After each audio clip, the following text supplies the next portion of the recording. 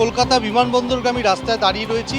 Cameraman Prabir দে তোমায় ছবিটা দেখাচ্ছেন, সরাসরি ছবি দেখাচ্ছি যে কি বেহাল অবস্থা। এবং এই মুহূর্তে একটি দূরপাল্লার বাস আসছে এবং রাস্তার যে বেহাল দশা, অর্থাৎ খানাখন্দে ভরা, এবং প্রতিদিনই কিছু না কিছু দুর্ঘটনা ঘটছে এবং ভয়ঙ্কর সমস্যায় পড়ছেন চালকরা। কেননা তুমি দেখছো যে প্রবীর ছবিটা দেখাচ্ছে, রাস্তার ইট পর্যন্ত বেরিয়ে গেছে।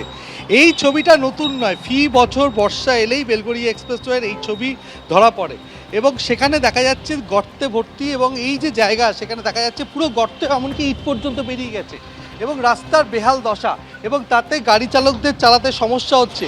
এবং রাস্তার যে এই দশা, কি বলবেন এই রাস্তা সম্পর্কে এবং রাস্তার বেহাল দশা? এবং সেখানে দেখা যাচ্ছে বর্ষা এলেই রাস্তার এই বেহাল দশা ধরা পড়ে এবং প্রত্যেক বছর বর্ষার সময় সারাই হয়, কিন্তু তারপরে ছবিতে এতটুকুও বদলায় না।